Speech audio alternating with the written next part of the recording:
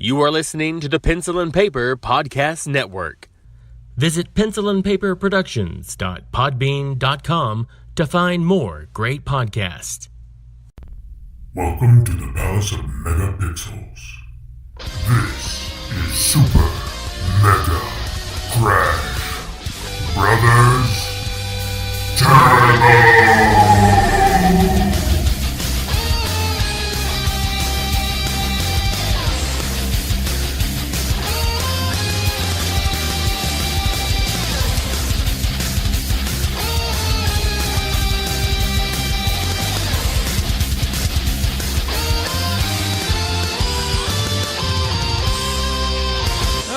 Everyone, and welcome to Super Mega Crash Brothers Turbo PAX East 2019 Day 3 special. We're exhausted. Yes. Oh my God. This has been a con, but you know, we're here for a reason to play games. And I'm going to go ahead and say up front, I did not stay for the entire con because my brain just kind of shut down at some point. It was like, I can't process anymore. And, you know, I tried. Yeah. I really did. But once my brain shut down, I was like, I can't focus on anything. So it's done. But with me is my co-host, Lacey Finley. Hello. And Katrina is back. Hello. So, where to begin? Because I don't have a lot of, I did play some games, but I don't have a lot. So, Lacey, I'm going to let you go first. Maybe I'll just start with the last one I played because it seems like it might be the freshest in my brain. Mm-hmm. Even though I don't have a whole lot to talk about with it because there was a version of like 28-minute demo which also had story, and then the other one which was just a dungeon crawl portion of it. It was like 5:30, and I didn't know that I could sit there until 6 o'clock. But it was called Mask of Semblance. Actually, Wicked Beth, she recommended me to go check that one out, and I just happened to see it accidentally on the way by to do something else, and it's by. Hold on. Yeah, we're doing our job today. I know. I even brought it up. And where's the dang dev name? Uh-oh. He was a lovely gentleman that I spoke with. I even took his Red Essence Games. There we go. I even took his other card for their email address because they're looking for some people to play test, maybe give some feedback and do all that kind of stuff. So I didn't get a lot of the story because I think that was the longer version of it. But it's like a dungeon crawler. So I know that there's going to be more story to it, where you learn more about like his brother and why they're there. And it seemed more of like kind of a fantasy kind of world. But the dungeon that I crawled had different levels to it, like vision or passion or logic. So as you came to these different corners, it was like a different plan of attack to be able to get through this particular portion of it. So like with logic, there was a couple of puzzles to figure out, which I felt pretty genius because I got through them right away. So I don't know if they were just really easy or if I just had a stroke of really good luck while I was sitting there going, let's try that. It worked. The door's opened. Excellent. You know? And then you have like a little buddy that's with you. It almost looked like I have no idea, kind of like a flying glow bug of some sort. And that's your ranged attack. Mm-hmm. So they kind of have a very short tutorial of you have a slash, you can roll, and then for ranged comes from this guy. But then as you're doing some of the puzzles, there's particular platforms that you would stand on where you could separate from one another. Mm-hmm. So when it came to like a maze version of it, your buddy was the only one who could actually go through it. So you would hit the controls, he would separate, and you would go through there and use the range attack to hit something else, which would then lower whatever needed to be lowered so you could get through the next door to get through that particular part of the dungeon. And it's kind of like top down kind of style. The art was beautifully drawn. I'm not even sure what I would call it, but I really wish I would have been able to delve into the story portion of it so I could tell you what the point, I guess, is like what are we struggling for, what are we working for, but the art style is I mean, what would you call that? Like that art style is just freaking gorgeous. It's pretty. It's a hand-drawn art style. It looks a lot like art style that we see in a lot of games today, but it is gorgeous. Yeah, like but I don't really know if there's anything I could really pinpoint it to. Yeah, like it's definitely a style of its own. I don't want to use like a cartoon or anything like that, but I mean it's It's gorgeous. Definitely RPG elements to it. And I didn't do any leveling up or anything like that. Like literally I hit the 12-minute version, which gave you a couple of lines of dialogue, and I ran this dungeon, quote unquote. It wasn't actually in a dungeon, but you know what I mean? Like the whole point of going through the door and you figure this out before you're out of this situation. And once we got to the end of that, said thank you for playing. And I know that there are multiple endings, because it showed up that I said I got the D ending.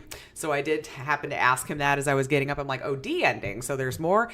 And he said, yeah, that there was, I guess, like 4 right now that you could have gotten with this particular demo, which probably, again, would have made more sense had I done story portions for it. That they might be looking to add more, maybe do it a little differently. So check out this game. There's good chance that you could probably go in and play. They seem very receptive to wanting feedback for it. Again, it's a tentative release date right now, so there's nothing set in stone with that. I played on an I think it was a PC with the Xbox controller, but I think the plans are to come out consoles and all of that as well. And to my understanding, Steam is involved. I feel like now that's a question I have to ask for listeners, right? If it's going to be on, for our PC listeners anyway, if it's going to be Epic only or all of them, which would be ideal, just to wherever you want to go buy it for PC. Sure. But they didn't tell me Epic only. So and so that's, unless this changes, of course, between now and release date. Right. But no, that's a fair question. I think that's something we definitely need to do in the future, is if we see PC, investigate just a little bit and make sure where. Yeah. Because I think at one point it was just like, well, it's Steam. It always was, right? If it was PC, it was going to be on Steam, and then maybe the website or something like that. You could almost guarantee 100% it was going to be Steam. Right. But yeah, I had one dev, I think this weekend, when they said Epic, I went, oh yeah, you know what? I should be asking them all that. And so I had at least the good sense to remember, I think, throughout most of today to ask if it was Epic only or not. Yeah. But there was only a handful that did. But that'll be the first one I'll talk about, just because I don't know much more of the story. So you can go to their website, Mask of Semblance, Curse of the Pilati demo, which is available for Windows right now, and that you can download and play. Okay. And I recommend it if you like those types of games. Excellent. Dungeon crawlers can be fun. Oh, yeah. I'm just going to bring up one game that I kind of picked up at random while you were playing a game. And then I guess you can kind of mention that as kind of a segue. But as you were playing this one game, because we were trying to track you down, it was in this one area, and I can't remember what it was. The game I was playing? Or? Yeah. I'll probably remember. Well, it would depend on which area, because I did wander a lot, even though I thought I knew where everybody was. It was kind of in this clustered area of games on a carpet. Oh, Disjointed. It was, I think, it was the one you're thinking that's of. right. Yeah, Disjointed. I had to take a picture of it, actually, because they didn't have cards either. Right. Either people were running out or just didn't bring them this year. Well, while you were playing Disjointed, I happened to turn around and played Rubi, the Wayward Mira. That was developed by, I don't think they had like an actual development or developer name, but Eric Halverson is the developer personal. It's not like a company. And then their artist for the game was Clement Wolfram Swinnis. I hope I said your name right. I'm gonna assume I did. We're gonna roll with that. Yep. And initially, when you kind of look at the art style they had for it, you know, even on, you kind of look at the card, it's kind of got this fantasy type design to it. I dig it though. And then you play, I mean, the girl, she's kind of got the flowing red hair, and she kind of, I don't really know what you'd call that.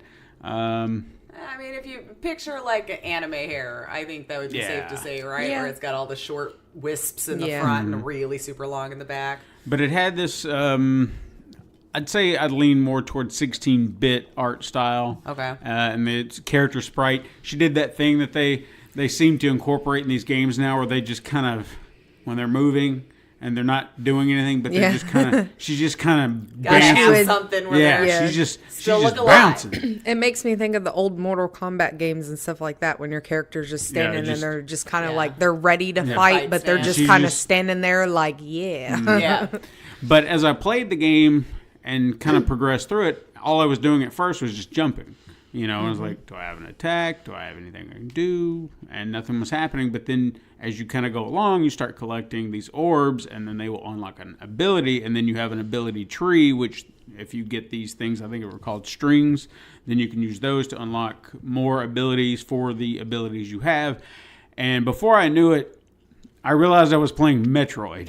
Oh yeah, because I was like, this is very much Metroid, even in the way that, not really the way she jumped or like her stance or anything, but like the gameplay itself. You know, you had characters crawling around a block that you were trying to jump on. You could shoot up and side and down and all that. And I was like, this is Metroid. So it's a Metroidvania-esque game, as that's the proper term they use now. And I don't know if it was a time demo because I just kept playing and I didn't really feel like it felt very open. So at one point I was just like, this is going to be a while. I'll be here a while. I'm going to put it down. Right. Because I don't know if they are timed. You know? Isn't that interesting, though, as like a little side note this year? I feel like a lot less indie devs had timed demos. And I just want to put it out there, and I mean, you do you. Yeah. But please, I feel like it's just so much better for you to have a timed demo. And I'll just only throw this out here for my reasoning behind it was I passed up a lot of games today because I had stood there for long enough to see nobody move from a station. Yeah. And then I would ask if the demo was timed or not. And if they said no, I have no idea how long now I'm going to be standing in line because not everyone is considerate enough to know that there are people waiting to play and they're just going to squat there, especially if you've been walking all day and they got a seat now. All right. So I would say 10, 15 minutes tops is all it really needs to be. And even I would probably say 10. Yeah. But again, you might have something so story heavy that you know that the point may not even be able to come across and use your own discretion for that. But I would say it can't be more than 20 minutes. Yeah. Because if you get 8 or so people in line and you've only got 2 or 3 stations, I unfortunately passed up a lot of games I would have loved to have gotten my hands on today when you told me no time. And I went, all right, you know, I want to do other things too, you know? And that's one of the reasons I didn't stick around as much outside of my brain just being fried because we stood in a few lines waiting for a game. And it was just like, I don't know. And to be fair, we understand that's part of PAX. Right, we do. You are going to wait. It's busy and you will wait. But when you're in a smaller indie dev area where you're only going to be able to fit maybe 5 or 6 people in your line anyway because all those booths are so packed together to the point where enforcers are going to be like, you can't hang out here anymore. It's discouraging as well. So just always time it would be my thing. Exactly. And we're not, again, we try to understand your side of it as developers, but understand our side. We want to play your game. We really do. We passed up a game today. Katrina had a game that she wanted to show me, and she mentioned the other day. That's actually what I was going to talk about when you started talking about the, segue, right? You know, not having a timed game is there. And we actually found out, due to their card, that this is the second in the, I guess, franchise or whatever. Like there's a series of them. Yeah. Okay. And it's called Nanotel Typing Chronicles. And the reason I wanted to play it is because, one, the graphics look freaking amazing. They're absolutely beautiful. But you don't attack. Like, you can move with the directional buttons and everything, but your attack isn't like hitting a certain, you know, letter or whatever to attack. You actually have to type in your attack. So a word will pop up, which will be, you know, however kind of attack you want to attack with. And you have to type that in and attack it. And I guess depending on how strong it is how many times you have to like type in certain words to defeat the enemy. Okay. And they even had a part, because I mean, we stood there for like 10 minutes watching these 2 people play this freaking game. And it didn't look like it was going to end. And that's why we were like, yeah, there was no ending. Okay. They were in there just going at it. And the devs were standing to the side and just, it didn't look like they gave any craps to have them move. Yeah. But it was like planting seeds. Like, you had to type like plant, and then it would pop up the seed name, and you'd type the seed, and then you would type in sprinkle, and the character would spray it with water, and the plants would grow, and all that kind of stuff. And it's beautiful artwork. Yeah. Oh, yeah. Like, gorgeous. I know you guys can't see the card. Yeah. Right. But it is beautiful. I promise. Yes, it's really pretty. I cannot pronounce the first game. It's at the bottom of the second paragraph on the back. Let's see. Starts with an E. Epistory. Yeah, there you go. There you go. But it's the, Okay, sorry. You know, I go stupid sometimes. But anyway, words are hard. I know. Really are. But it's the second in this story. And I don't know, it caught my attention. And I told Steven this morning when we went back, that was the one game I wanted to play. And we stood there for 10 minutes. And there was at least probably 3 other couples in front of you, who walked up to look at it. I want to say there was stood only 2 there. stations, right, for that one. Yeah, too, there were only 2 computers that you could play it on. And these other people walked up and they stood there for a minute, grabbed one of their cards, and then left. And me and Steven stood there this entire time. And the 2 people never moved. They never got asked to move, nothing. So finally I grabbed one and we just walked off. Yeah. If you're not sure how long, because usually I can gauge. If you tell me it's a time demo, you say it's 15 minutes. Then I'm like, all right, you got 2 computers, and then I'll see there's 6 people online. I can do the math pretty much in my head. We're like, all right, half hour is not bad. That's actually pretty good sometimes for at a PAX. You know, on a Sunday, you expect that to be probably your max. But yeah, and I'm trying to understand from their point of view too. You're probably so excited there are people playing your games, you don't want to push them off. Especially maybe you're a newer developer. This is something brand new for you, right? Yeah. Like learning how to PR your game, or hoping maybe a publisher comes by and maybe wants to take recognition. So I'm trying to understand it from all sides. Yeah, and I would at least say in that regard right there, us standing there, we never got engaged by the developer. Now, granted, we could have went up there too. Or hopefully but, it wasn't just like an intern that was supposed to be helping them drop the balls. 'Cause there were, You know, like- well, there were 2 people there, and with any of the other games that we played, a lot of the people came up and they talked to us, or if we were playing them, they asked us, how's it going? Do you enjoy it? And all this kind of stuff. or just, hey, do you want to know more about the game before you play it? And we're like, yeah, sure. And these 2 stood off to the side and just stared at the ones playing it and never interacted with anybody. I just feel like that from a PR standpoint, you want to engage people who are looking at your game and be like, hey, you want to try this out? Even on day 4, 3 o'clock on PAX. Yeah. Because And I who get knows? that too when you're just like, Yeah, but who knows? yeah, that's true. No, that's true. I mean, I wanted to try it because it did seem unique. Right. And I think I remember staring at people playing that. I want to say I was waiting in line probably for something right next to it because I feel like I was. Yeah. Oh, okay. Deceived. That's where we were watching it. Okay. While we were waiting in line for that. Okay. So, But I mean, it looked awesome, and just I guess the gameplay itself seemed really cool, and that's what. Well, drew do we me have any into idea it, if there's a but demo to play online or any info? I have guess not. no I guess clue. we'll have to dig. Have to do a little digging. But if it sounds interesting to you, maybe check it out. But we didn't get a chance to try it. It does look interesting. I just wish we. If you had can find it had a online, chance. maybe check it out. Yeah. It is on Steam. It's not. You look on the card and there's a Steam symbol, so it's there. Yeah, that's true. So. And it looks like on Discord too. So Discord store. Ah, Or another they could- question to remember to ask now. Oh my God, there's so many stores. I don't know what to do. All right. All right, so tell us about Disjointed since we brought that up. Yeah, and I said it wrong. Disjunction. Disjunction. Okay. I was like, as soon as, because it was one of those that they didn't have a card, so I took a picture, so it was Disjunction. By Ape Tribe Games. So what caught my eye initially was the gameplay on this. And let me start off with telling you what the guy told me the elevator pitch for the game was. Okay. He's like, it's Deus Ex meets Hotline Miami. And I went, Okay. the Hotline Miami vibe is kind of what made me stop over here, because it was that the one hit kind of thing. Although there is a health bar to this guy, so you can take a couple more than just one hit. But, Okay. So it looks like you're trying to, you wake up one day, you're like, the whole point is stealth. And it plays almost exactly like Hotline Miami, and where if you're in their line of sight, although this one, they do give you like a view bar. So if the enemy is looking a specific way, you know how like the triangle will come out from their face and let you know what their field of view is. And you're on a quest to like steal some important documents for your boss lady, And so the tutorial does itself really well. Like, it's very basic gameplay, but the way that they take you through that first level, it's very good. I tried to jump the gun. I was like, I'm like, I got this already, and so I'm playing my character, and it's in like the pixel art style like that. And you come up to your first enemy, and my first instinct, of course, is sneak up behind him and kill him. Sure. So I snuck up behind him and hit a button, assuming I was going to attack. And he saw me and killed me. And I'm like, what the hell, man? Like, I look at him and he goes, oh yeah, you're not supposed to have an attack yet. And I went, oh, so I was supposed to just like do what the game told me to do, just be stealthy and walk by. All right, fine. Like, it's your tutorial, So yeah, and the second enemy though is when I got to knock him out, and then you have a gun, which obviously will be loud, so use that accordingly. But you also can earn like a stun, like you've got a stun gun, I guess that's actually what it's called, right?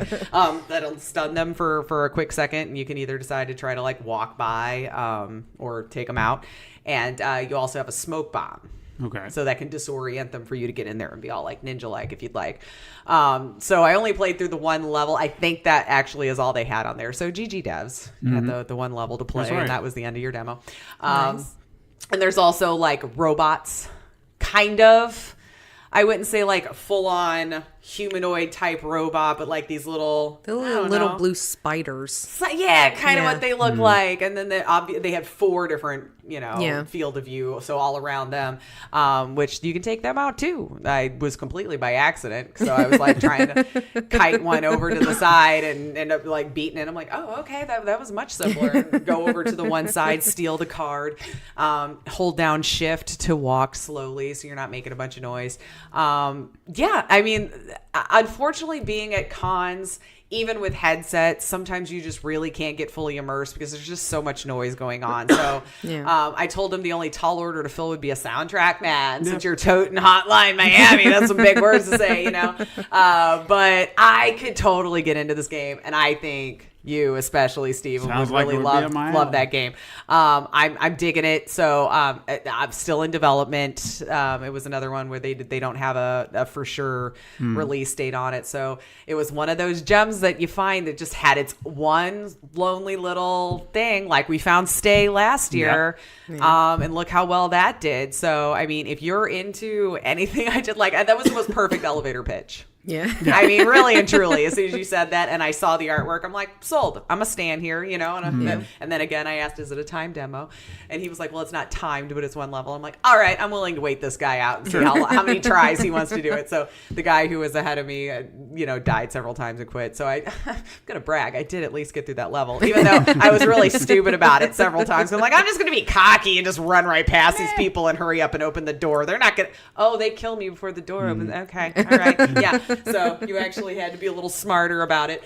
But yeah, totally dig it. I mean, there was only that one level that I played, so I feel that paints the picture perfectly. If you like the little stealth games with the Hotline Miami kind of vibe to it, it's really the best way to put it. Excellent. And I couldn't hear a soundtrack or anything to speak of, so I don't know if that's rocking or if that's just something that they're still thinking about. Yeah, you gotta pump it up because we've said it before. If nothing else, I can put Hotline Miami over it and we can get going, Sure. That's still one of my favorite soundtracks to date, any game. So yeah, Disjunction by Ape Tribe Games. I would check it out. Okay. We don't have a lot more information than that, and I believe that's going to be not just epic. Okay. Just making sure. It's going to be the end of all of my things. I don't know if it's epic only. Katrina, do you want to talk about Tunic? Because before you get into it, I'm gonna get up and get some water because you may have heard me coughing. Yeah, so I'm gonna let someone kind of talk about a game while I step away for a little water. Yes, this was one of the other games that I saw Friday that I wanted to play, and it's called Tunic. And the thing that caught my eye is the adorable little fox because I was like, oh my God, it's so freaking cute. And we stood there and, it took us a little while to get through to finally, be able to play it. And it's not really a long demo. And we actually realize once you get to like the boss, there's no beating it. It kills you every freaking time. Oh, yeah? Like you start out with 2 hearts. And that sucker hits you and it takes you down to like one little heart piece and then you get hit again and you're just obliterated. And then the game starts all over again. So we're like, well, it works. But it is definitely like if Link was a fox because it is so reminiscent of Legends of Zelda. It's not even funny. Mm-hmm. They just kind of put it on that. It seems to be popular, that top-down diagonal. Mm-hmm. It did seem to be popular this year, right? It seemed like all games were that, but it was it was shifted to that direction. But then every element of it. I mean, you look at the fox. Yeah. It's That Link as a fox. It's Link as a fox. I don't care how you spin it. I mean, you start out and you don't have any weapons, and of course, the first thing you find is it's a stick. So you have to go around killing the enemies with a stick, and then you get a sword. He found the frickin' shield. I did. Nice. But I mean, you have to kind of dodge them and stuff like that. I mean, it's just really simple gameplay. Yeah. But I don't know, it was so pretty. Like, it's just beautiful, and it was bright and colorful, and just, I don't know, I look forward to playing it Good, when yeah. it comes out. Like, I'm really excited about it. That's always what you're hoping for, right? That like when you leave the Yes. con, you're like, I have a game I am excited to check out. And I've noticed that all the games that I've been, wanted to play are either on freaking Xbox or PC. Well, you just got to step up to the master race, man. Just There we saying. go. Here we go. I I'm telling mean, you, man. thankfully, I just bought like a new computer. So. She did. So I could put Steam or something like, Yes. or Epic, you know? Or Epic. You know? Or Discord. Something. Or Discord. I'll get to play them on something. One element she did not mention, which I'll bring up, and I feel like there's going to be more to it in the overall gameplay, is that all the language in the game, my God, any text yes. you find, was some. It was not a It was not a real language, night, yeah. or at least it wasn't a language that we could understand. It was symbols and stuff like that. So I'm like, I don't know what this means, I don't even know if and I'm not sure if. you look on that it's one, on you the. can kind of see it. But I'm not even sure if maybe in the game as you play it. I mean, there has to Too be small, but I trust you. Yeah. I'm like, even if I got that closer to my face, it just gets worse the closer it gets to I my mean, eyes. there has to be some way to understand what's going on, because even, like all the games that were set up, whether it was Xbox, PlayStation, whatever, it had the little layout of the controller, and it told you, what your jump button was, what your attack button was, all this kind of stuff. I loved when the stands had that, Yeah. man. Yes, That was great. this one had that, but it was all in that language. So you Rude. couldn't read it. So, I mean, you're kind of looking at it going, I guess this is it. Like, and you I just have looked to at play it and I was like, this Maybe is in that's like part of a freaking puzzle. Japanese or something. And Maybe it's part of a puzzle. And that's or what something. I'm kind of Something. wondering, because even like you pick up a stick and he would hold it up and then text would like, blah, blah, blah, blah. And I'm like, I'm guessing he said I got a stick. Did you accidentally hit the wrong language button? What No. is it? I mean, I mean, That honestly, would be my like, first instinct. Like, did I do something wrong? Because I don't know what's happening. and see, that's what I thought it was at first, is because I saw it. One of the people who were in front of us playing it had clicked on, there was like a little sign, and they clicked on it, and it, put up the text, and it said like yes or no, and they hit like yes or whatever. I was like, okay. I was like, maybe this is some other language we don't know. And then we started seeing the other characters, and it's not, as far as I know, it's not an actual language. Yeah. And then that's when I noticed the little layout for the controller, and it's all in that language. And I was just like, what the hell's going on here? it Like- did seem very reminiscent of glyphs and things that were seen in Zelda games, so it wouldn't surprise me if they kind of made something similar to that. And That would be created cool. a Create your language own off of thing, that, So, I mean, it could be a language. I would assume at some point in the game you're going to learn it so you can understand it, but maybe they least I want would you to hope learn so. it yourself. Maybe they'll give you a map or something like that. Maybe So that's you have going to be something a part of it. That would and be that would be interesting. cool. Yeah. Hopefully, we're not putting something out there that's going to get people excited that's not going to be in it. We're just but we're just going to say speculating. that's We're a good speculating. idea if that Yeah. was the direction you're going to. And we'll take attaboys and girls if we were onto something that nobody else Right. caught onto. Right. You know? But just it is on Steam. You can wish list it now, but it also on this little card says it's an Xbox One console launch exclusive. So if you got an Xbox One, you'll probably get that there first before you will. Oh, at Steam. launch. Okay. Yeah. Gotcha. Just so you're aware. Mm-hmm. What else you got? Oh my gosh. Please. Let's see here. I played some games today, guys. Good. All right. We'll talk about Boyfriend Dungeon All right. here. This one I saw last year, but they had nothing to show for it yet. It was literally concept art on a banner. And I'll be honest, I don't remember what game that was probably actually there, unless they just had a booth. But I just remember listening to the pitch. I want to say there was a cosplayer to like one of these effects, like telling you about how amazing this is going to be. And I'm like, all right, I'm sold. Just make this game so I can play it, right? Because it just sounds so ridiculous. It's going to be amazing. And so it's a dating simulator. Okay. Dungeon crawler. And you can find yourself in this game. You want to be he, you want to be she, you want to be they, you want to just stay single and play the scene. You want to do it. You can do it. Your options or whatever you want to date, whoever you want to date in this game. Okay. But the interesting thing about it is your dates are also your weapons. So as you have your dialogue options, so you've got the simulator portion where you're talking to whoever you want to date. Well, at first you go to your home, right? You're looking at your cell phone. You've got your text messages, and you got a slew of people that you've been talking back and forth with, right?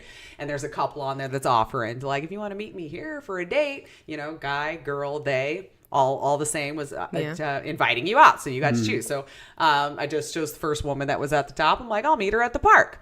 And so it's kind of an interesting, fun little dialogue. You go to the park and she's like, yeah, I invited you here because I didn't know if you were going to be some axe murder or something. So I wanted to be somewhere totally public, and then some random dude will walk up and then you have the option of just being like, hello, or can we help you? So of course I went snide, like, can we help you? Like, and she's like, yeah, it was actually my friend that I had come check on me to make sure. So if I didn't scare you off by doing all this, I'd love to have like a second date or something. And so I was like, sure, no, it's fine. Women, we got to keep ourselves in check like that, right? You always got the, girl on the text to let you know where you're at when you're going to meet a stranger for a date, right? So then what happens is once you go into the dungeon instance, you choose one of your dates, and that's your weapon. So depending on like how well the date went or whatever, you can level it up and it'll have a stun attack or this, that, or the other. And then it's kind of just a regular dungeon crawler at that point where you've got your slicing moves and you go through it. And if you finish it, you've leveled up on that one. And then you go back to your map. And now who do you want to go see for a date now? And so it was a shorter demo. I think I played for like maybe 10 minutes, but just, I don't know. I'm kind of sold on this. The dialogue was just tomfoolery and exactly what I wanted out of it, and just the fact that your dates were also the way that you leveled up as your weapon, and the fact that it was so all-inclusive that any person out there can relate to whatever character they want to play in the game. Yeah. I'm sold, man. Like, I want to play this game when it comes out. Fair enough. It's ridiculous fun. Yeah. And it's exactly what I wanted it to be when I saw that banner last year and heard the woman pitching it. Yeah. So I don't know how many different individuals there are in there for you to be able to date. But I do know that he mentioned it doesn't matter, non-binary, gay, straight, or again, if you just want to not actually date and just stay single the whole time, you can do that too. So I don't know how fleshed out that gets. I did go on one more date, and I think it was with that dude right there. Yeah. And his best friend, girlfriend, was there, and actually she warned me off of him. Like, he's kind of an asshole. He's a jerk. Just letting you know. And then I'm like, well, why are you friends with him? She's like, I can be friends with assholes. I'm just not going to date them. I'm just letting you know. And so when he came back and she left, one of the options to say was like, your friend just told me like to warn me off of you. And so I chose that option. He's like, well, I guess I've just got to prove to you that I'm changing my tune or something like that. And then we just went dancing, and I leveled up that weapon, So I'm just, freaking go play it. Like, I just can't. I mean, yeah. I think you might even get a kick out of it. I know that's not your style, but boyfrienddungeon.com, Kit Fox Games. I've played, I wouldn't say games like that, but I don't know that I've heard of a game like this, though. I mean, it's stolen elements from other types of games, but the way they blended it together was just so creative and ridiculous that I love it. Date beautiful weapons from dancing swords to heart-piercing daggers. Generated action combat dungeon challenges. Stay sharp. Oh my god, I love it. I'm in love with it. Devs, the couple that slays together stays together. Devs, if you want her audio for your ad, just call me and we'll talk. Inclusive, tasteful approach to gender and sexuality, including male, female, and non-binary romance. Oh, I screwed that up. Yeah. I couldn't even just say it in a nice flow. I mean, you almost had it. I did. You almost nailed it. You did good. 2 out of the 4 wasn't too bad, right? Anyway, play this game. It's great. Wishlisted on Steam now. I'm have no idea when it's coming out. Now, you also played another one, did you not? That was also a dating sim? Yeah, called Later Daters. Now, what? Now, when I heard that, is it exactly what it sounds like? It is. You were in a retirement home dating sim. So, geriatric dating. Yes. Okay. Oh my Because god. why not? It was cute too. Like that was another one that I think I had to make myself get up from because I was just like I was laughing so hard at some of the dialogue. So like you choose, I think just for the demo it was one of 3 different elderly women characters, and then you got to choose whether you were moving into the retirement home with your cat, your dog, or look like a pet robot of some sort, like maybe. And of course I just went cliche and chose the cat, right? And yeah, there's the woman who's like leading all the fun festivities that happens at the retirement center, you know. And I love that this also stayed pretty inclusive, like just left it open to whatever you want, because my significant other that had passed away was named Leslie and played the pronoun game the entire time you were describing this to the other person. So it was letting you decide whether it was man, woman, or whatever. Or you're like, you know, my significant other, Leslie, they were great. They did this. And even to the point, like one of the other characters makes mention, the pronoun game, you know? So it's like, we don't know, you know, who you're going to want to date while you're here. And then there was your old rock and roll star that's retired there. And I decided to bicker with him. I'm like, you're not Axel, whatever the crap his name was. You know? He's like, yeah, I am. And I'm like, no, rock stars retire in like really great homes. Like, have you seen this retirement center? Like, this is your basic retirement center. Oh, I can retire wherever I want. And then it would show up there like, you've lost favor with him or something. So it's like, so I guess if I wanted to date him, I'm going to have to try harder on our next conversation. But it was funny because like you're moving into the home and then your cat's in there, and your cat, I guess, is just very much used to having acreage to run on and all this kind of stuff, and now being put basically in apartment buildings. Cat's just not happy and wants more space. So a couple just breaks in, but they walk in their house, and then you get into this argument because I think the guy might have dementia. I live here. And then I'm like, well, no, I moved in here. And he's like, no, you're in my apartment, you know? And we're going back and forth. And then the cat takes off. And I think this was your segue of getting to meet all of the other like dating interests, because then it would stop in the garden next to, I don't know, whatever that one dude's name was right there. Yeah, that guy. And then we have the conversation with him. And just as soon as we've got the cat cornered, it takes off, and then you meet the next one. And it's cute. Okay. You know, like I don't know what replayability it would have or anything like that, but I mean, it's not like I really can relate to it on any level yet. Give me maybe 30 years or so. But if I even get to retire. But yeah. So it says it's on Switch and Steam, or will be, brought to you by Bloom Digital. So laterdatersgame.com. Well, again, if dating sims are up your alley and you're old. I feel like I played a lot of those today somehow.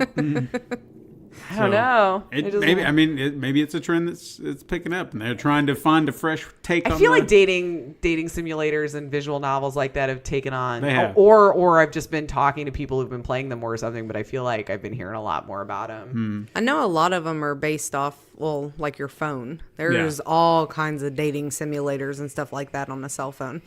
But funny enough, none of them that like I've ever played, because I do like the anime based ones, are that fluid as far as like relationships. It's always you're a girl, you're seeking a man, plain and simple. And some of that them might to be throw in a chick for you to date, but usually you can never choose like a guy character if you want to. Yeah, it's always you're one or the other, and you're seeking, you know, the opposite sex. And I think it's cool to have dating simulators where you can be a man or a woman and seek the same sex and all that kind of stuff. I think that's really cool. And I think it's something that would be well appreciated by the LGBT community. Oh, yeah. Sure. I mean, when you're playing games, you want to be able to relate to your protagonist. Oh, yeah. And see yourself in it, you know? Like, I think it's great that we're starting to see that more and more. Like, understand, everybody wants to game. Yeah. There's always every type of individual who wants to game. I think it's great we're seeing that more. Mm-hmm. I agree. I actually got this bracelet the other day from one of those booths we stopped at in the diversity lounge. Yes, in the diversity, and it actually says gamer. Oh yeah, yeah. And that's been a hashtag I've seen for a while too, where I was just like, I get it. Yeah, for sure. I guess I'll talk real quick about something that at least one person has been dying to hear about. And that person be Todd. Oh, that's true. But I'm going to go on record and say that I don't even know if he's listening. He's not here. He's been retweeting. But At is least he there's listening? that. Because, I have no idea. the first day that we were talking, and what did we talk about? We talked about that one game that got me all excited. And I was like, oh, yeah, this is going to be the game. I can't wait to play it. And what does he text me the next day when the podcast is out? He's like, hey, did you find any good games? And I'm like, you son of a bitch. Thanks for letting us know, Todd, that you're not listening. Yeah. Bro. Yeah. But if he's not listening to this, I'm not going to tell him in person what I feel of it. He's going to have to hear it here. Yeah. And So when he asks you, hey, did you get to play Days Gone? Yeah. Backhand him. I'm going to say it took 3 days, okay, because there was this vulturing line every my God. day. It was right at the front. Yeah. Okay. And what made it worse is today I get there, boom, there's already a line. I'm like, God. So what I did is I drifted off because there was a VR section right near. But if you stood right in that corner, that enforcer would show up and be like, They gotta know what move. people are doing. Yeah, And 'cause it was we the already got same sent guy. away. It was the man. same guy. I saw him, hovering, and I was like, oh, shit. So I moved over to the VR. We're Like gonna I was get you a mustache. So Yeah. you can go incognito. well, what I did is I stood at the VR booth looking at the screens like I was waiting for my turn, and I would just casually look over to the line. But what pissed me off so much is that every time someone came by, they're just like, can I get in this line? And then they would just sit there and chat, and it was like, dude, stop trying to talk your way in. Just move. And then other See, people you should have would do the taken same. note and just been like, I can't hey, do dude, how's that. your day going? How's your PAX been? It's been good. It moved, and then just slide right in. I hope you continue to have a wonderful PAX. But Mr. I can't be a shyster like that. It's just not in me. So all these people, We're shady. I know, but all these people were trying to weasel their way in and whatnot, and it was just like, you sons of bitches, I hate you right now. And then of course you'd have the other people who'd sit in line and just be like, well, I'm gonna wait here, and then you'd have the guy be like, move, you gotta go. And then suddenly I saw the line shift, and I just made a beeline straight over there. I was like, hey, can I get in here? And he's like, yeah. And I was like, aha. So, and getting through the line was actually, it wasn't that bad. I mean, I would say 30 minutes, Yeah, I'd maybe say we didn't- 45. Yeah. Yeah, I don't mean- feel like you were in line that No, long. I mean, it No. felt like it moved. They had plenty of stations. I thought I would have two Well, they solid had- games in before you came out. You only got to play for 15 minutes. Yeah, So now- everybody that That's a got in only decent got demo to though play. for it. And well, see, I felt like when we got in line, the guy who was holding the sign, I must have misheard him when he said, he's like, hey, I just want to kind of give you guys a heads up because there are 2 demos. You got, like a story, like a portion of the story. It's stealth-based. You can kind of get a feel for the game controls. And then there's, this horde mode where you're just trying to escape and whatnot. And it's just like a quick demo of that. And you're just being chased around. Nothing really story-based, just action. And he said, and so you can get to play them both. And I was like, so we get to play both? Cool.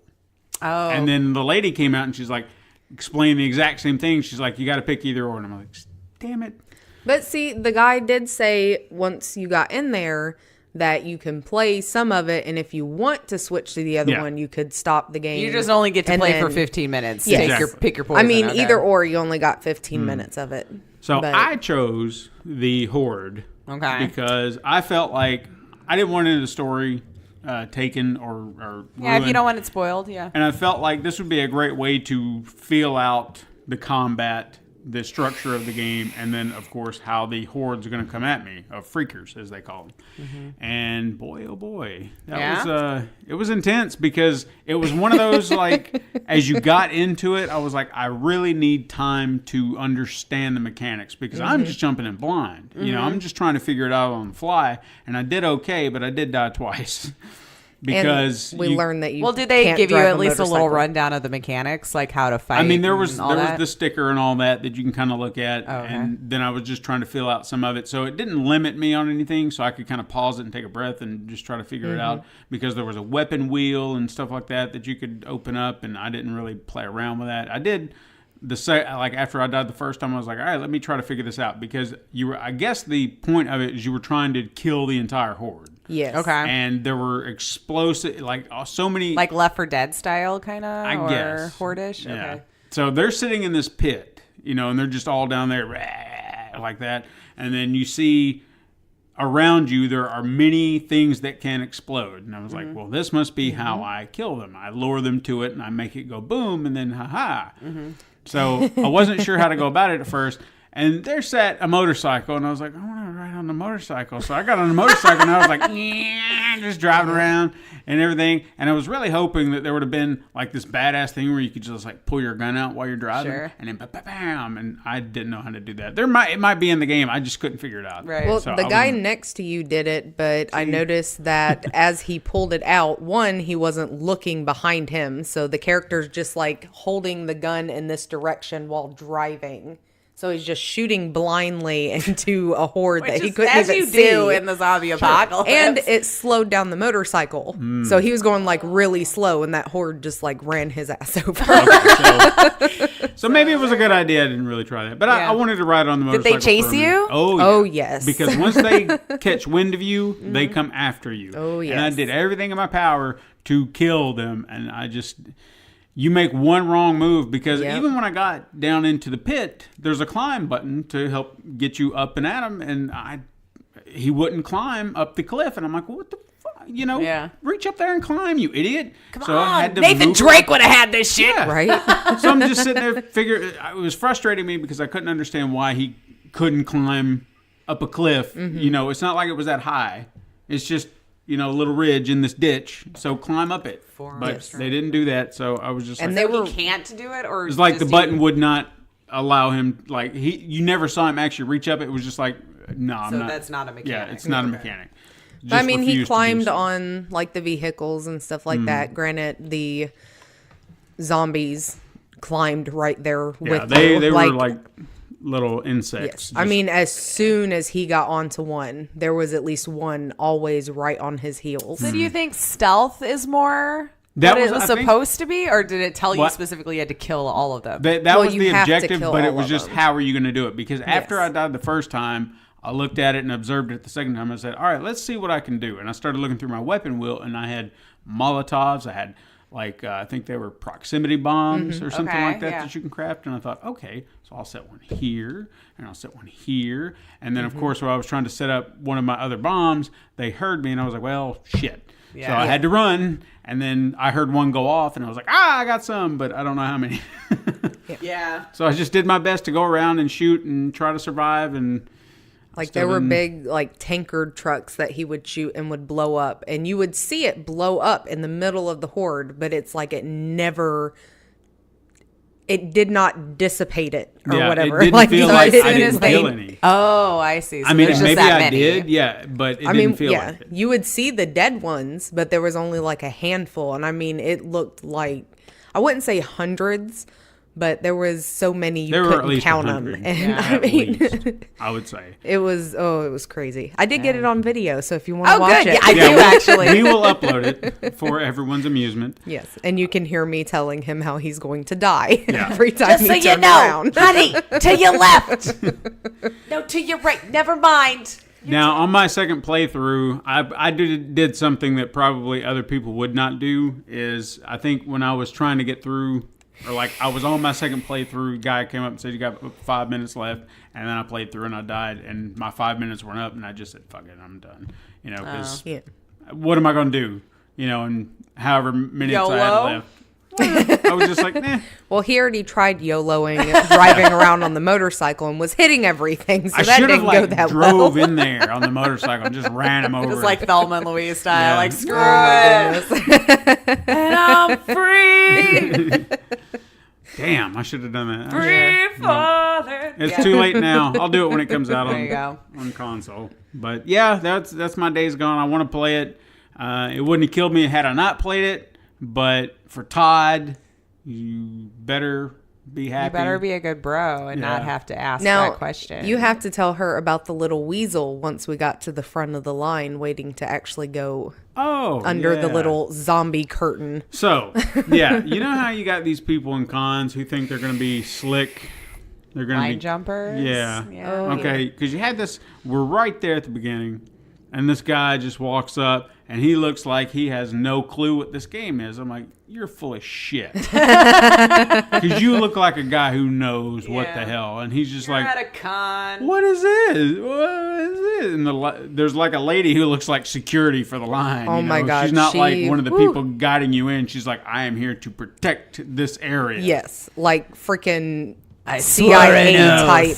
Just serious on her face, and she's just sitting there, and the guy's like, what is this? And she's like, this is a demo for Days Gone. It's a game's coming out, blah, blah, blah. And he's like, oh, that's cool. And he just starts slowly wandering. And she's like, back of the line. He's like, oh, no, I was just looking.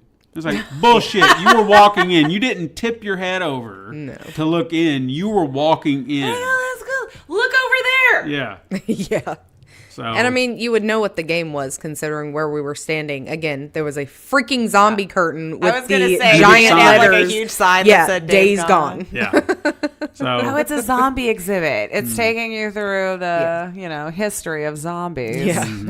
he just In the Days Gone. Oh, yeah, people are fun. Yeah. But now, I don't fun know story. if you noticed it, but I'm guessing that there was at least one person that actually did kill the horde. Oh, yeah? Because he was at when you first came in, he would have been on our left side, the very first system right there. Because he was playing it, and I knew he was doing the horde, but at some point, he took, his headphones off, and the screen, it restarted and everything, and all of the people standing around him just started applauding and was telling him good job and everything. He just had this big shit-eating grin on his face. So. Good for him. Especially when you get told from a dev, not too many people have done that. Yeah. You're like, all right. I mean, I got told that once today, and it made me feel smart, but in the long run, I was looking at it going, how was I the only one? You know what That's I mean? how I felt with that. What was that game we played on the tablet? Oh, the Norman's Night In? Yes. Yeah. Because that guy Look at was so this. nice, and he'd hat trick for Norman's Right. Night In. All three podcasts. I can't wait till that one comes out. I really can. I'm so There you go. excited to Well, at play least we it. finally got it right? Right. Yeah. And what it was and everything like that. Well, what else you got? Oh dear. Let's see. Which ones are worth mentioning here? Don't Going know. What do into you got? detail. This isn't ringing a bell. No. I I mean, if you can't remember, then it That's must not always have the left problem. an impression. We'll go to this one because I do remember this one. Okay. Close to the Sun All from right. Storm in a Teacup. What drew me over to that? And this was one that I passed up several times, and if it hadn't been towards the end when I saw that there was only one person waiting, I would have probably never played it because it was a 35-minute demo, they told me. And there was 4 stations set up for it. But what drew me over to, very BioShock feel. And I'm like, yes, I love BioShock. I would like to see what you did too. Very steampunky, all this kind of stuff. And so you're playing, I think her name is Anna. Or you're looking for Anna. Anna was said a lot. And you're on this ship. And you get this distress call, and you're going to go save your sister. But all these really creepy, weird things start to happen, whilst you're on the ship doing this. And of course, it's in the day of Tesla. I feel like Nikola Tesla is making a comeback for some reason. Yeah, that and the Cthulhu is making another comeback. Sure. So as we're going through this ship, and it's got the puzzle elements to it. I didn't come into any combat. Or I didn't play the full 35 minutes. So I don't know if combat is to be had or if it's just this, you go around and figure out what you need to do to be able to progress to the next thing. Because it seems very, very story driven.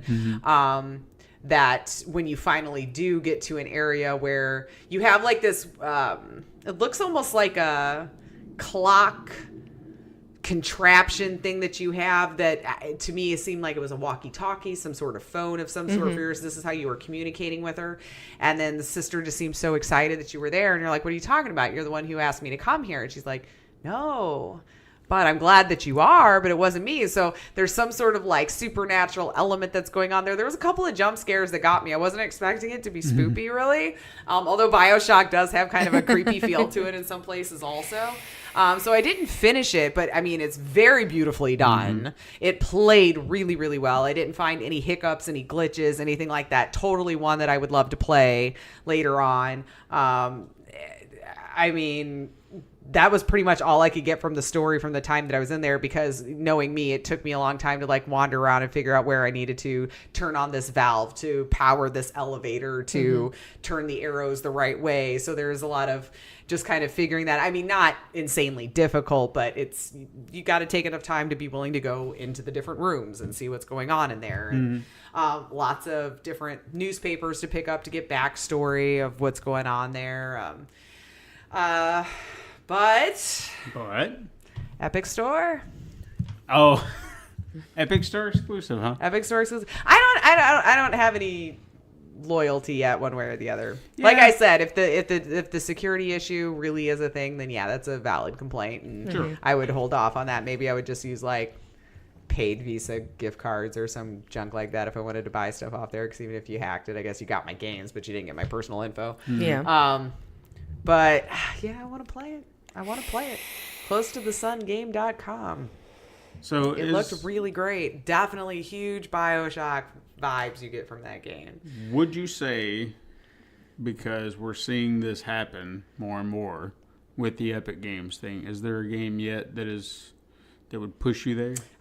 See, when Quantic Dream said that they put their games back on PC, that's when my heart broke just a little bit, where I'm like, I might have to just do it. Because how long have I been saying that I was like, David Cage was on PC and then became PlayStation exclusive, which is fine. I have a PlayStation 2, so at least, but man, with as good as this game started to look, I was like, imagine how much more fantastic this is going to look on a freaking awesome PC. And what's funny is like, well, not funny, haha, but like interesting was when I was looking up the specs for Detroit Become Human for when it comes out on PC, like the minimum specs are pretty good, but I just meet them even for my PC for like the max. Like if you want to run everything. And I mean, I just meet them Intel i7 1080, graphics card. I was like, you almost need to bump this up a little bit to ensure that it's going to run like super smooth on all max settings. Ugh. I know people like hate David Cage. At me if you want. I love him. I know his stories tend to get so convoluted and stupid by the end of it. Like it just doesn't make sense. But I still love it. I still need to play Detroit. I think I still need to bum it from Todd. I still think that's probably his better one of them all. And I think I've played all of his games actually. I think way outside of that one, it was cool. Yeah. Because like I remember especially the first time I ever played Fahrenheit, which, hold on, it was something different overseas and it was named here.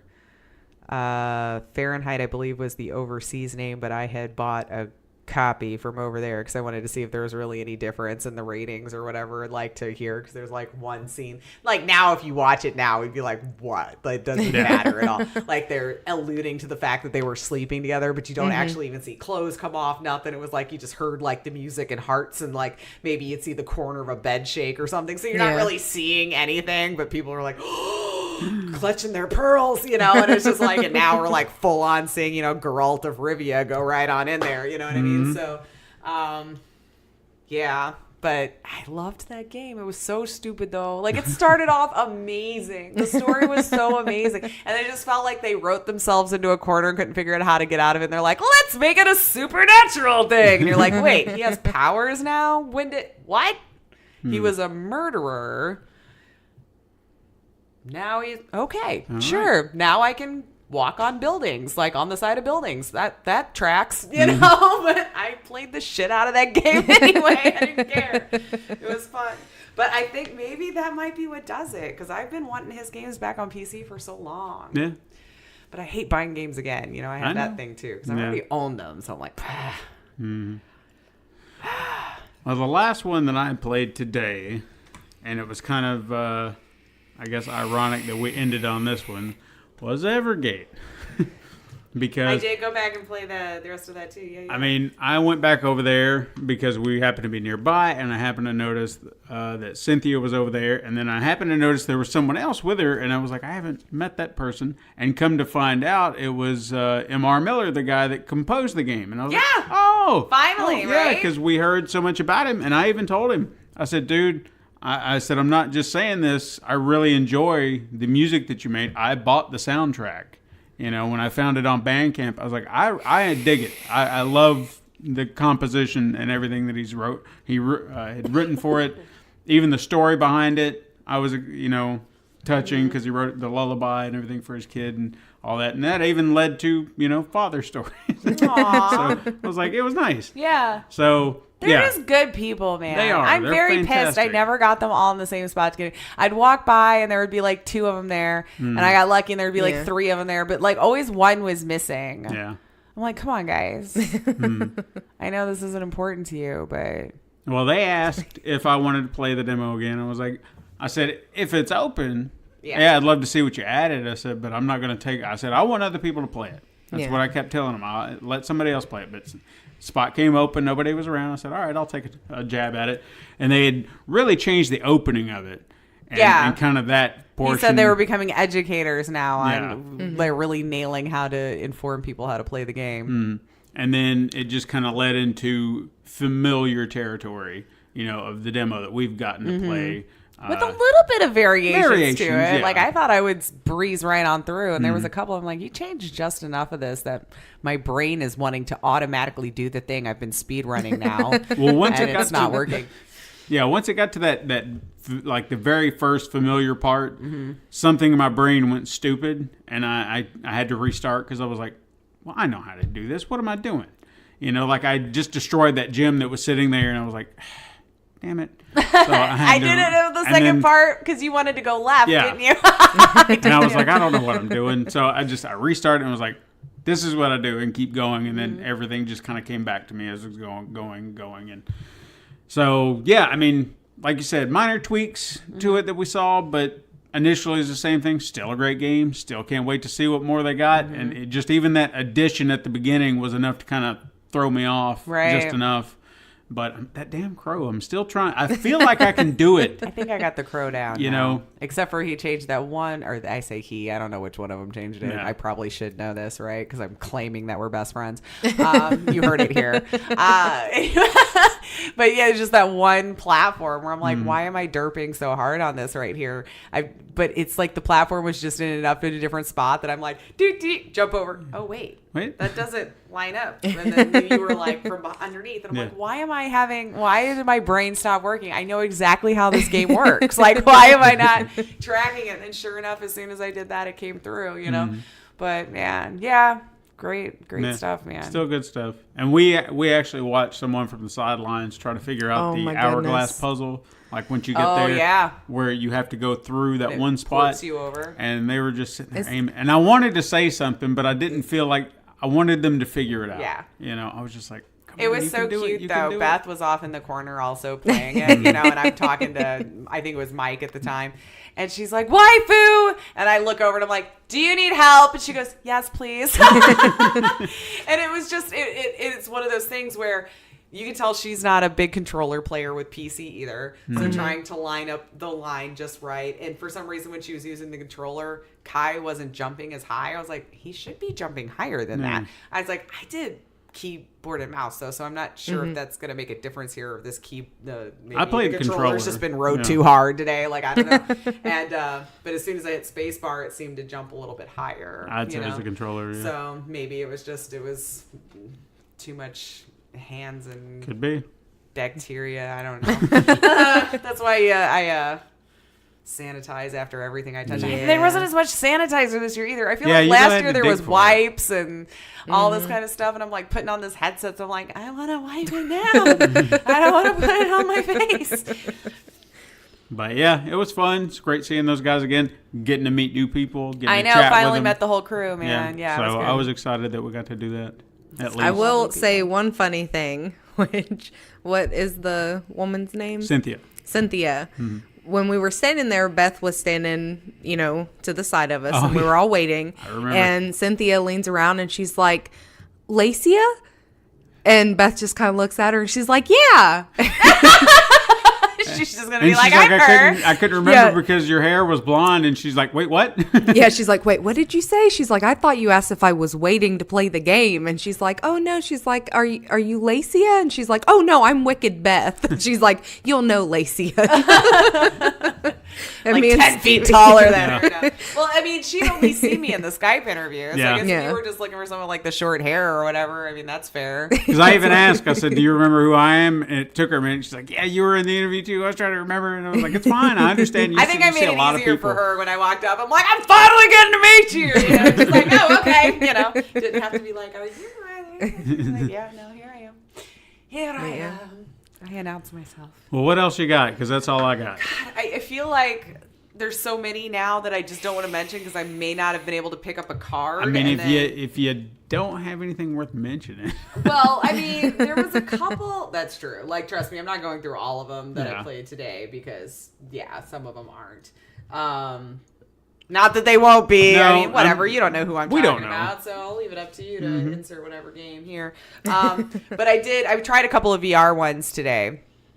I broke one, I think. I don't know. I can't remember which one it was, but it was towards the end. And as soon as I put the headset on, it was a Rift, so it's like I was familiar with the controls. Like my hand went all the way over here. And I'm like, well, that's not calibrated properly, right? And I mean, they just had like the sensors sitting really close together. So I thought, I'm like, I'll just do the recalibrate and get myself back together without bothering him. And we got it back on track, but then I'd like teleport.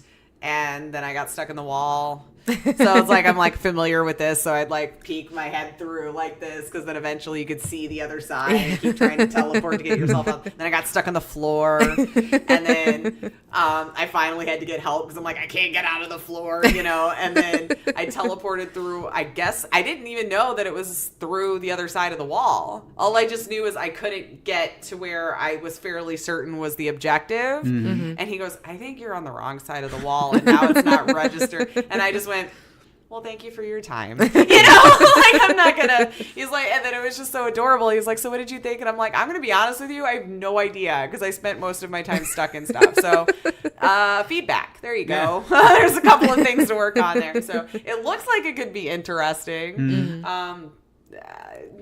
We'll see maybe somewhere down the road. But I did play, I think, Rogue Sun here. I hope that's not the name of the developer. No, Tartan Monkey. Tartar monkey? Tartan monkey? Tartan? I'm probably saying this all. But, I mean, very, very simple VR game. But it was gorgeous. And you look at the little guy. He's a little soldier. He's a little soldier. And so it's basically, it's a Lemmings game.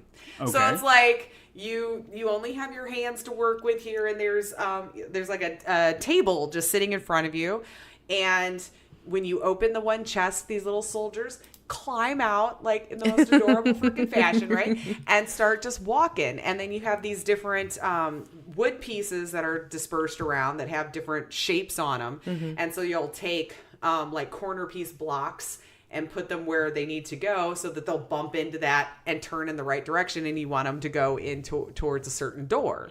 And then this door might say 0 of 1, and then a door all the way over there will say 0 of 2. So then you've got to readjust or whatever. And that was the one where the one guy said, I haven't seen anyone get through that first part that fast. And in my brain, I'm thinking, well, if I caught on to it, like, I don't understand. Maybe I'm just used to like, oh, okay, I'll just do this. But I guess most people would shut the box and restart it. And I'm just like jabbing them around. I'm like, no, little soldier. And like stick it down there so you'd get like smacked real fast. And he would turn around, you know. And they were just, I mean, I couldn't stop smiling. They were just so, I wanted to just like pick them up. But you can't. I was like, I just want to play with these little soldier things because they were so cute. And yeah, that's all it was to it. I think I did like just 3 levels of that. And then, you know, the table would change into a different path. And you open them up and just figure out where the blocks need to go at the right time so that they all go to their respective doors. So I guess it's not as demented as Lemmings, so they're not drowning. Right. Yeah, you're not killing these little soldiers. They just might get a little confused and keep walking in a circle for a while until you get them. And there was a time feature that would show up eventually too, so a clock. So if you wanted to rewind it or fast forward it, like maybe you're like, I've absolutely got the path. You can just fast forward it so it'll get through to get to the other end, so you don't necessarily have to wait for that. That's cool. But yeah, just a really chill game that I'm sure you could set up just to play seated, and if you like a little puzzle-ish kind of Lemmings game, I mean, it hit the spot. I was just like, this is adorable. I could see myself getting suckered into this for a few hours, you know what I mean? So excellent. And then the only other one that I played that would have been of note is Deliver Us the Moon. Deliver Us the Moon. Kyokin Interactive. They're a developing team out of Holland, because I talked to the guy a little bit, and that's where he's like, we're just a small team out of Holland, you know. And they were all dressed up like astronauts. I was like, nice touch. I think I did see the astronauts. Yeah. And I mean, it was another like kind kind of looks like an open world, very story driven science fiction game. I want to say 2056 is the year the Great Darkness happened. And I think this was a demo I didn't quite finish because it was one that felt like it was pretty long, or I probably just got stuck at the end and was just like, well, it's your turn now. I'm just gonna pretend like I just being nice and I'm gonna walk away. You had the certain objectives to be able to turn on. There was like this part of the space station that you needed to turn on so you could make contact again with whoever it was that you were speaking with. And so, you wake up in your room, you put on your spacesuit. There's certain things that you need to scan to get more information about what's going on and different pieces of the story as it's going through. So, I mean, I don't think it like really broke any new ground, but I think it played well. That's usually like my first thing. It's like if your controls aren't super clunky and I can figure it out pretty easily and everything's doing what for the most part it looks like it's supposed to be doing when you're telling me I'm supposed to hit X and I'm grabbing things, good job. Because sometimes that's you wouldn't think that's a huge feat, but sometimes that is. It just doesn't do it. And I mean, I think it would be worth a look-see later on. It seemed like, again, they didn't have a card, so that's what always makes this hard, that I'm taking the pictures. But if you like that science fiction, very story-driven, kind of a little bit of puzzle elements to it, and when I say puzzles, it's like you've got to figure out how to open this combination to get the certain thing. The combination's got to be written down somewhere, kind of thing, and so you've got to know where to look or be willing to go backtrack a little bit and get this space station up and running. And I want to say I got to the end where I was supposed to actually like turn it on, but I got to this one room where I'm like, I couldn't find anything to really interact with or scan. And I felt like I had already been playing it for a super long time. So I was just like, I don't know if I need to walk all the way back to the front. I'm not sure I want to right now, kind of thing. But I mean, it looks really nice. And I guess this is one of the first ones that they've done from this particular group of guys. And hats off for the cosplay, man. Yeah, why not? He was very nice, came over and chatted with me afterwards. And like we were just saying earlier, it's pretty important to be like, let's see how it was, And so I always appreciate that as well. Excellent. And I know I played more. I really wish I could remember what this was. I mean, it looks interesting, but if you But can't I'm wondering remember... if this is the one that like the guy told me that it was on Steam. Like I could already play the demo at home, so I didn't have to bother to wait. From the looks of it, it looks like something that would draw my attention. So I would say so. Let's say it is. Let's say it is. And just not bring it up. Yeah. We'll just assume. Oh no, it was this one. Then I don't remember. Don't bring it up. What is the one that y'all like playing? The is it Dead by Daylight or is that a different one? Well, I mean, yeah. Oh, this is the one I think I broke. Oh. What about Dead by Daylight? Is that the one with Ash in it? Yes. Or will have Ash. Will have. The demo has him. Did you get to play it? Did they finally have it He today? had Yes. a Hawaiian He shirt had on. the Hawaiian shirt and like, So was he in shorts? Burn Notice, Yeah. Ash Williams, Yeah. eh? But we happened to be walking by and I just saw like the cutscene and it was like a bunch of these dudes running and I was like, what is happening? And then it stopped and I was like, holy shit, it's Ash. Yeah, no, I didn't play it because I assumed I'm probably going to buy it since it is Bruce Campbell Every approved single and- person who was playing it only played Ash. Well, of course, It was it's just the only like thing a new. bunch of Ash just running from Yeah. those things. And I was just like, okay. Ash coming out tomorrow. I was on the fence until I saw that like Bruce Campbell actually did the voiceover. So yeah, if that's something you guys aren't aware of, I'm sure you all knew. And we had a truth or trash about it, and I was stupid and decided everyone was trolling me on the internet and said trash. See, I mean, you got to wait until the end of the year, and we'll find out how it all turns out. No, because you don't have a pen half the time, so we're not going to know. I can go back and listen, smart ass. You're going to listen to all of the podcasts? Yes. Well, just that would. portion and filter it out. That's all I got to do.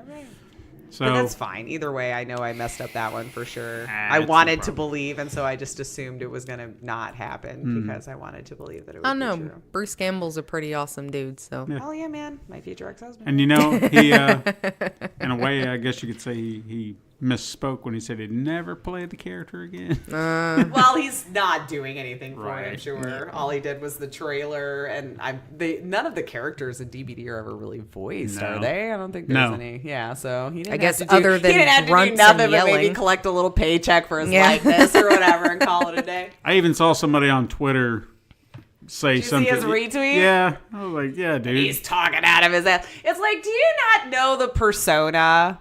Like, okay, I could be wrong. I've never actually sat down with the man. Like, I have no idea what his like real life persona is. But I've always been of the opinion that like what you see in the panels and all that kind of stuff, like I think it's his public persona. Yeah.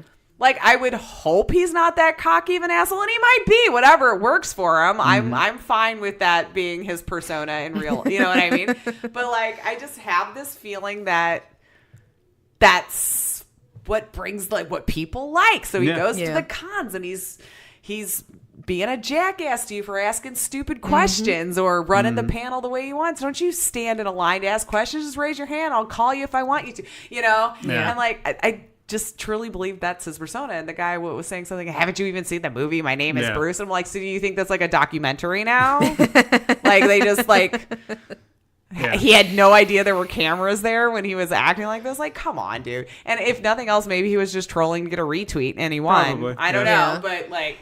Yeah, I think that's a fair point, because I've heard interviews from, I can't remember who exactly, people who have this dark persona, you know? Yeah. Like, I feel like Rob Zombie's the one kind of coming to mind here.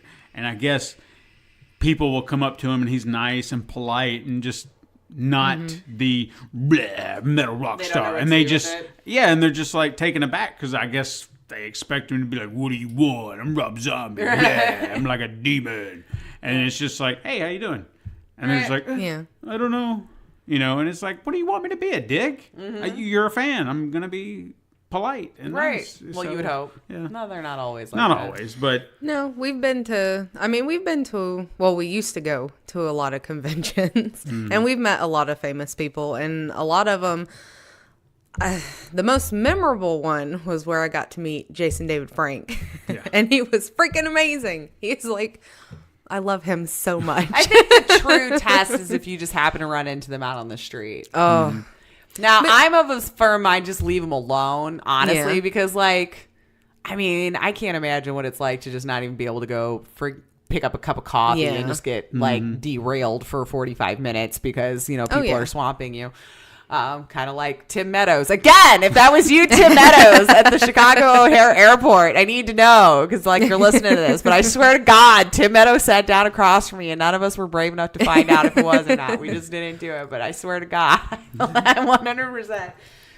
I mean, there's just, I don't know, we've met a lot of actors who seem really nice. We've met a lot. I mean, one of the first ones that we met was Ernie Hudson. Yeah. And he was just really nice. I mean, we sat in line, you know, waited to get his autograph and everything. And we didn't realize you had to pay like per autograph. So we had a picture, and then we had our son's Winston doll. So we wanted both of those signed. And they were like, well, it's going to be like $60 a piece. And Ernie Hudson looked at whoever his manager was that was sitting with him. And he's like, just charge him for one. He's like, I'll sign this one for free. And he signed it and gave it to us and took pictures with us and, you know, gave us hugs and everything. A lot of money. Yeah. Oh, yeah. I mean, but you didn't have to do that. It's just nice to, That is great. And then funny enough, in that same area, granted, understanding there are some people. Okay. So let's talk about how, I don't know, we're getting off the tangent. We're way off topic, but you guys are loving it. So stay tuned. Stay tuned. Okay, so I'll start with one and shift to another. Okay, same con, right? Mm-hmm. Okay, I happen to walk up to a table and no one knows who this guy is. I don't feel like, as far as a face, okay, but I knew who he was because I'm a fan. Okay, this was the man who played the decayed grandfather in Texas Chainsaw Massacre. Dude had like thick makeup on. You wouldn't know him walking on the street because he's unrecognizable. Right. But he was the guy. And I saw his name. And I was like, you're the guy, you know? Yeah. And, it was just, and I just kind of came over, and I love that movie. Yeah. You know, it's just one of those horror movies that stuck with me for so long, and I just kind of walked over, kind of starstruck, I guess, in my own head. Oh, he was very starstruck. Yeah, and I didn't know what to say. I didn't know what to do because, granted, I didn't know him personally, and I didn't know anything beyond that. It was just that, and I was just like, I just want to come over and just say hi and everything because I love that movie so much and you're great in it and just kind of rambling on. He's like, "Do you want to take a picture?" And I was like, "Yeah." And I was like, "I don't give a shit if no one knows who you are. I know. Yeah. And I'm happy as hell to be in this picture. And you offered me a picture for free. I'm on top of the world. Right. Now we walk a few tables down. I didn't ask. This was somebody else with us. Do you remember the Ernest movies at all by chance? Like Ernest Goes Christmas, Ernest Goes Prison to Jail or something. Yeah. Do you remember there were the two guys? You know, there was the big guy and the little guy, and they were always bickering and arguing and stuff. The little guy. Earl or something? Or no. Anyway. Yeah, something like that. But there was the big guy and the little guy, and they were always bickering and stuff like that. The little guy. And he was always like a mute, and he just kind of had that derpy face on him. He was there. And we're like, "Oh, that's the guy." And one of our friends walked up. He's like, "Hey, can I get a picture?" And he's like, "It's going to be like, a picture with you or something like that. And it's going to be $25. He's like, "You can't give it to me for free?" And he's like, "No, it's $25. He's like, "But who are you?" So he doesn't.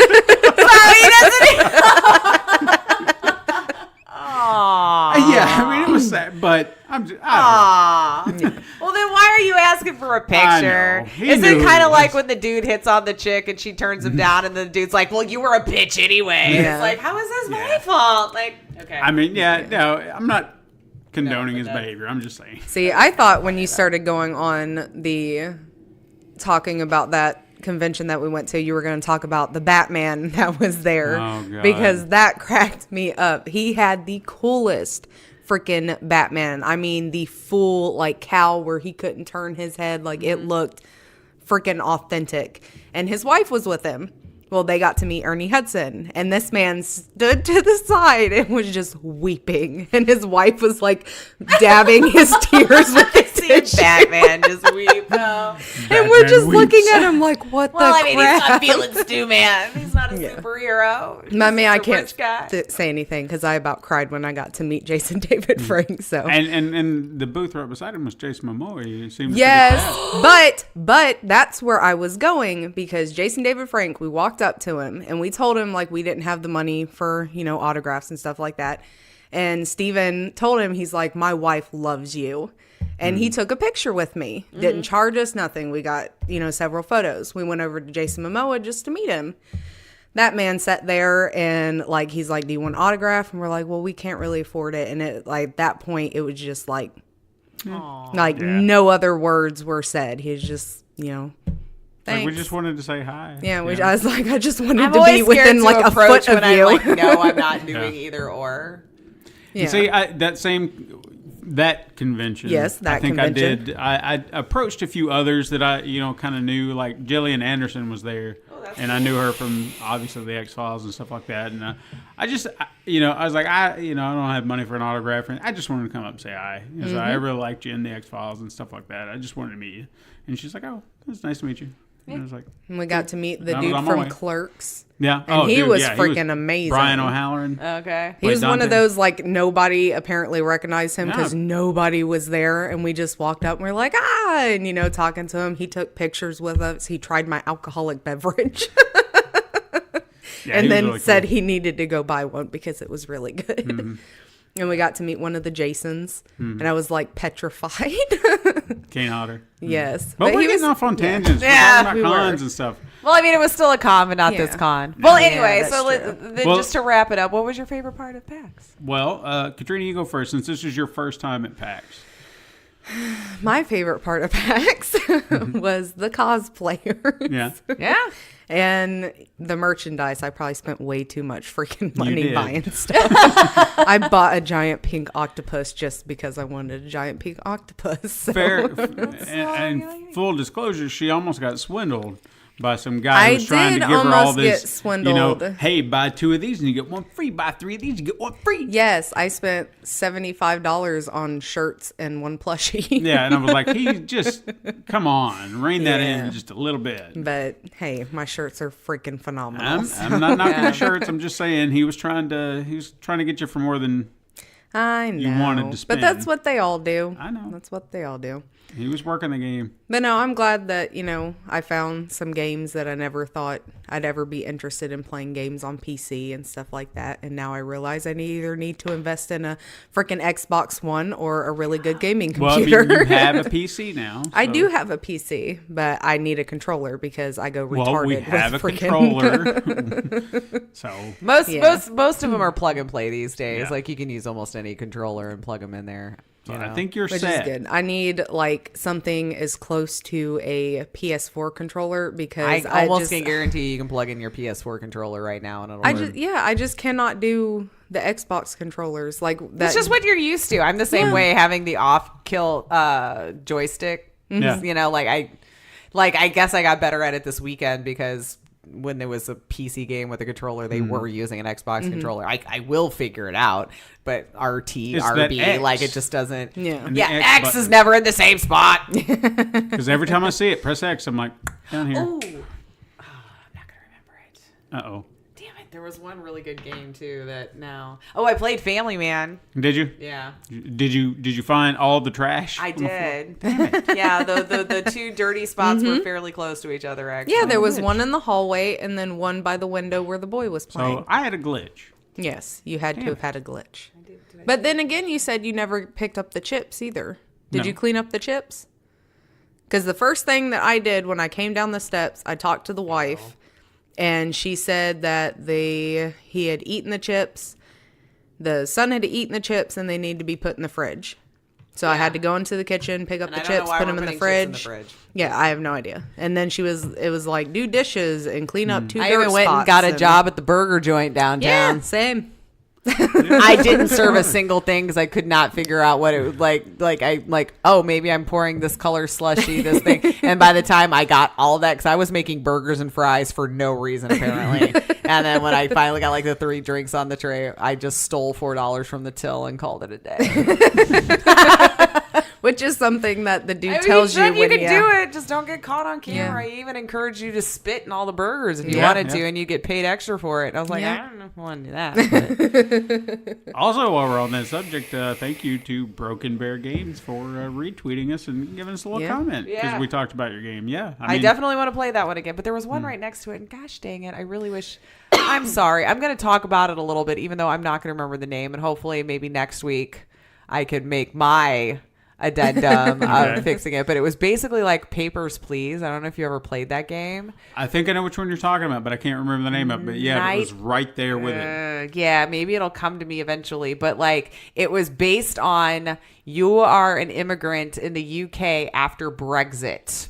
And the only way that you can stay in the country is by taking this job as a doorman, basically, or they're at the embassy or whatever they would call it there, and checking people's IDs. So it's exactly like Papers, Please. You got to make sure the date lined up and it had a stamp.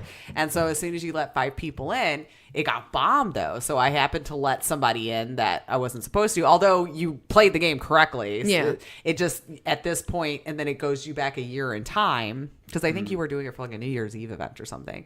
And then that's how you're going to learn how to be able to tell if it was a fake or not. And so I was at a door, taking IDs at some club or whatever. But I just thought it was an interesting little premise that, this is what we think is going to happen in the world after Brexit. Good luck, And I'm like, so we've already got games based on the destruction of what's going to happen over there after Brexit, right? But my God, I wish I could remember the name because it was a cute game and it's one I will totally pick up. And it was in that same area, so it was by the same developing team, I think, or the same publisher, maybe, if that's how, with Danjin when we played those games, and it was all the same entertainment company or something like that. Dang it, Lace. Yeah, I remember you. Because I don't think they had a card either, and I don't remember. I didn't take a picture. I see it as I was going through there now. No. I played the game for a while. I'm trying to do it. Took some pictures of me playing games today. Maybe. I'm kind of looking over it, and I'm not seeing. Well, you anything, can say what your favorite thing about PAX was while I look, and then if not, I'm gonna go back to Feral Frontier. There were a lot of great things, but I want to play that game more. That's the one that's been stuck in my head that I want to play more of. That if I had it right now, I'd be playing it. Yeah. I mean, there were other games that we played. I mean, I could probably look back over my notes, and there are games I'm looking forward to. You know, like if we want to go AAA, we're Mortal Kombat 11, Days Gone. You know, I want to play those. Those are guaranteed. Blood Roots, I want to play. But at the end of the day, it's Feral Frontier. I'm just telling you, man. That's good. I should have made my way back over there, but I didn't. Yeah, that's going to be the one for me. I mean, honestly, that's the one I'm going to be championing along with Evergate for the next year or however long it takes them to get it. Mm-hmm. And we did find out, by the way, Evergate, November. Yes, I heard that was been the tentative date, you know, so I don't want to hold them to that just in case, but that is what they're aiming for sure. So, yeah. But yeah, Feral Frontier. I'm standing by it. Yeah, it's gonna be great. Nice. Is there anything else? I for me, I think it was actually getting to go out and have lunch with Iñaki. Yeah. Getting to chat with them on a different level than just necessarily seeing them in a con and having to talk business and do all that kind of stuff, and just get to have like a nice little meal with one of the developers that we fell in love with last year. That the game did amazing, and get to just like see him as just a human out and about in the world, you know, like it was just, it's not that I know you're all humans and I know you all do your things, you know, but, you know, but just good conversation. Yeah. Just, and then like, just good people. So getting to, do that and walking up to Stone Lantern, they're excited to see you, that kind of stuff. You know, it's just like, we need to take them out for dinner. Friendship acquaintances getting formed with some like really freaking cool people. I think we need to have dinner with them next year. But like the standout game for me, I don't know that I had one. I know that sounds bad. No, that's fair. Like, because I kept saying throughout most of the days, I was like, I haven't found that one yet that I'm like, I'm pumped, chomping at the bit to get my hands on as soon as I get up. There's plenty here where I'm like, I'm going to play that when I get home for sure when it comes out. But like nothing where I was just like blown away, where I was like, this is a really cool concept and something that I've never seen before. And this will be awesome. So there was a lot of great games out there, but I don't know that I'm walking away this year going, this is it. Yeah. This is the one to keep your eye on for sure. That came out that was new. Yeah. That I hadn't seen before in years past. So, my takeaway will be having some lunch with, with my best friend and our good developer, you know, so. Yeah. I mean, I can agree. Good times. Well, there you have it, everyone. There and a lot more than you bargained for in today's. Because we did trail off. See, we got tired. Now it turned into the rambling, and now you got an insight of just friends sitting around having bullshit conversations literally at a dinner table. Sure. And for once in the same area. Mm-hmm. Yeah. We don't get to do this very often. No. So it's always a pleasure when we get to do it, and we get to hang out and all that jazz. Well, maybe sometime in the near future we'll get to do it more. Yes. That's the hope. That's the dream. That it would be the dream, right? Yeah. Subscribe to the Patreon. Yeah. I'm allowed to say that because it's not in my name. Right? Yeah, if you subscribe to the Patreon. Like that. But yeah, that's our entire 3-day PAX East special of shows, and you even get another one on a Monday. So see, you got your 2 bonus on the weekend and your Monday show. Oh, that's right. Today's Sunday. So it is Monday today. That's right. You got them all. You got it. Everything's still in motion. You just got 2 bonus episodes. Yeah. Woo-hoo. So this has been fun.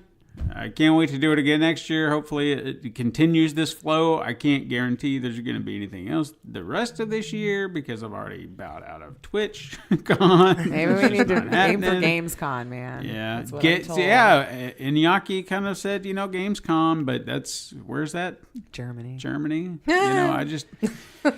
It actually isn't as bad as you think, though. Like, I was like, I made that same laugh. Like, you think I've got like $2,000 to spend on just a flight? And I was like, it really wasn't as much as I thought, like $500 or something. I went, oh, well, now we might actually be considering this. I mean, maybe it's just, Germany. That's a whole nother country. And it really is. That's we don't know a lot about our geography over here, but I mean, you'll excite me, German beer, yeah. But the language barrier. But he did say that they speak English. I know. We're just going to be one of those assholes that shows up in your country and expects you to talk to us in English. Speak my language. Even though I know I'm the jerk for doing it. And that was exactly my concern I expressed. I'm like, man, but I don't want to be that American that just comes over and expects you to like speak to me in my language. Yeah. But that's what would happen because I'll never learn German. No. Here we go again. Here we go again. That's our show. Where we start all over again. They now have those earbuds. Oh yeah, that translate all the languages in real time. Just tell everyone to talk into my Google phone, please. Right? Yeah, we got to do that. Be like, speak into this ear. Yeah. But yes, that's been our show. It's been a fantastic ride. That's all I got. Yes. So, thank you, PAX East 2019. Yes. Woo-hoo. And all the developers that were out there were kind enough to talk to us. Cards, we'll hope that you'll talk to us as I slowly contact you over the coming weeks. Yeah. And we can get you on the show. You can talk about your games, all that good jazz, because we want to share your game with the world. So, anyway, that is all. Join us again next time, Super Mega Crash Siblings. But until then, game on.